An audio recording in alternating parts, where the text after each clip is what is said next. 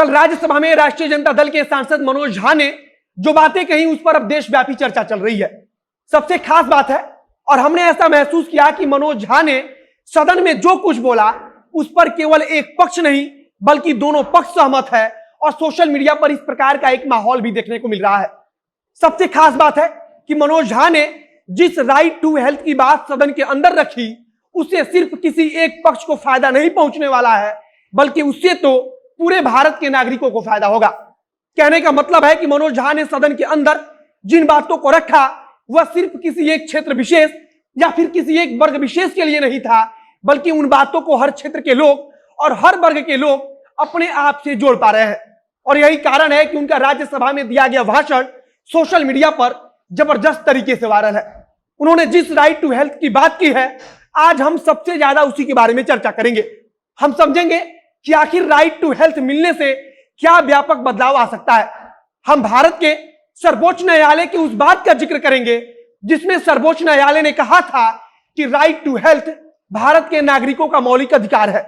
अब नमस्कार, मेरा नाम है मोहित कुमार सिंह और आप देख रहे हैं जनता जंक्शन का विशेष कार्यक्रम एक्सप्लेनर। सही पूछिए तो मनोज झा ने राज्यसभा के अंदर जिन बातों को बोला वह हर भारतीय को अंदर से झकझोर देने जैसा था। आखिरकार भारत की सरकार को या भारत के किसी भी राज्य की सरकार को गंगा में बह रही लाशें इतनी जल्दी कैसे भूल सकती हैं। सरकार जब कहती है कि ऑक्सीजन की कमी के कारण किसी की मौत नहीं हुई, तब लगता है कि गंगा में बह रही लाशों के साथ कोई भद्दा मजाक किया जा रहा है। मनोज झा ने कल राज्यसभा में इस पर जो कुछ बोला वह अब सोशल मीडिया पर वायरल है। मनोज झा ने कल राज्यसभा में राइट टू हेल्थ पॉलिसी का जिक्र किया। सबसे पहले आप जानिए कि 2020 के दिसंबर महीने में सर्वोच्च न्यायालय की तरफ से एक बहुत ही महत्वपूर्ण बात कही गई थी।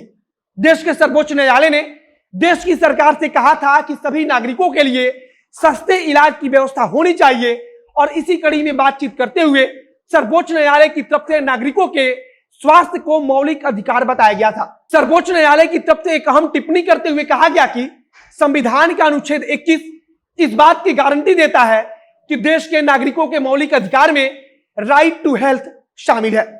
सर्वोच्च न्यायालय की तरफ से यह भी कहा गया कि संविधान के अनुच्छेद 21 में जिस जीवन के अधिकार का जिक्र है उसी में राइट टू हेल्थ भी शामिल है। अब सर्वोच्च न्यायालय ने इसकी व्याख्या करते हुए कहा कि सरकार की जिम्मेदारी है कि वह अपनी जनता के लिए सस्ते इलाज की व्यवस्था करे। सर्वोच्च न्यायालय ने आगे एक और महत्वपूर्ण टिप्पणी की और कहा कि सरकार की जिम्मेदारी है कि वह सरकारी अस्पतालों की संख्या बढ़ाए और सरकारी अस्पतालों में लोगों के सही इलाज की व्यवस्था की जाए। सर्वोच्च न्यायालय ने आगे कहा कि सरकार की तरफ से यह सुनिश्चित होना चाहिए कि देश के नागरिकों को जो स्वास्थ्य सुविधा मिले वह उनके जेब के दायरे में आता हो। आज आपको सर्वोच्च न्यायालय द्वारा कही गई महत्वपूर्ण बात हम सिर्फ इसलिए बता रहे हैं क्योंकि हम सबने देखा कि कोरोना महामारी के दौरान किस प्रकार से लोग लाखों रुपया देकर भी सही इलाज की कमी के कारण मर रहे थे। एक बात हम फिर साफ कर दें कि यह सब कुछ हम अपने मन से नहीं बोल रहे हैं, बल्कि देश की सर्वोच्च न्यायालय ने जो कहा है बस उसे सुना रहे हैं। सर्वोच्च न्यायालय ने उसी दौरान कहा था कि अगर कोई कोरोना से बच भी जा रहा है तो आर्थिक तौर पर वह बिल्कुल खत्म हो रहा है। साल 2019 में भी राइट टू हेल्थ का जिक्र आया था जब राजस्थान के स्वास्थ्य मंत्री रघु शर्मा ने कहा कि राजस्थान देश का पहला ऐसा राज्य होगा जहां राइट टू हेल्थ लागू किया जाएगा। उन्होंने कहा था कि सभी नागरिकों के पास स्वास्थ्य का अधिकार होगा।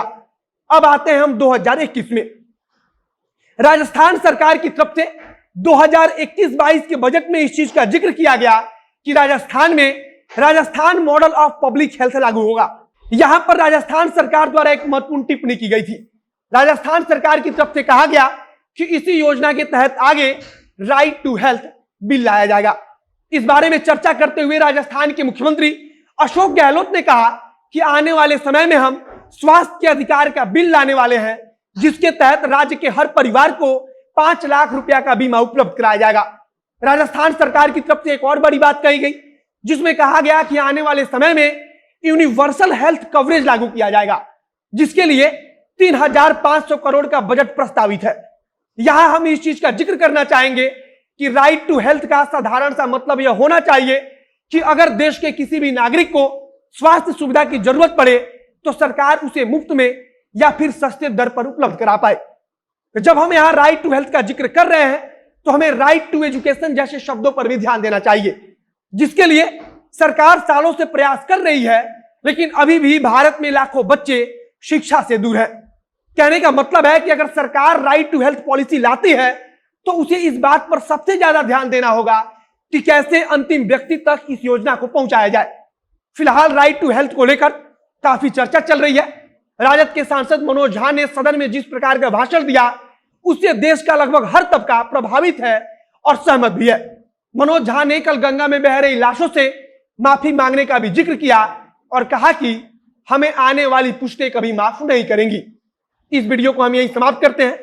वीडियो शेयर कीजिए, फेसबुक पर देख रहे हैं तो पेज को लाइक कीजिए, यूट्यूब चैनल को सब्सक्राइब कीजिए।